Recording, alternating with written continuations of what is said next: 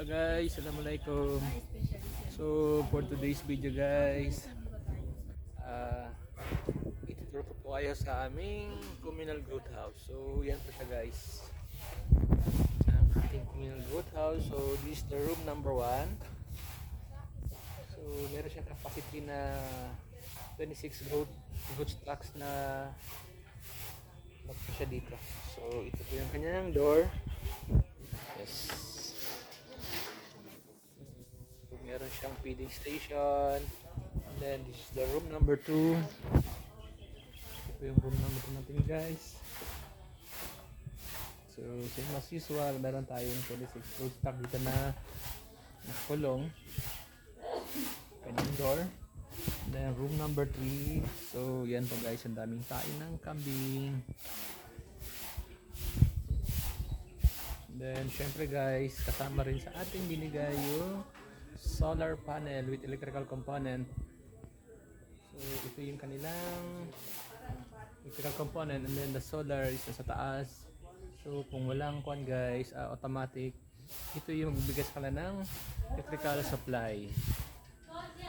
So yan siya guys, room number 4. So yan siya guys, ang door ng room number 4. Room number 5, this is the room number 5. So the last one, the room number 6.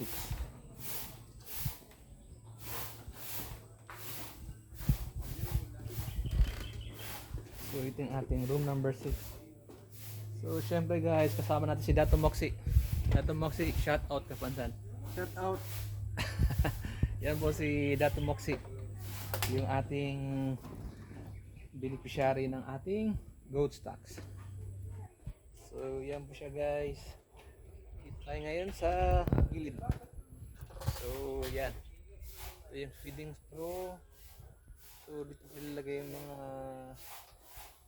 forage or legumes para yung ating mga goat makakain pa sila ng mabuti. So meron siyang distance para yung ulo ng kambing magkasya lang. So yan siya guys. So yung sa likod natin guys, kasama din dyan yung ating mga legumes. So yan po, mga indigo pera. Then doon sa likod, mga flamingia, rensoni. So and then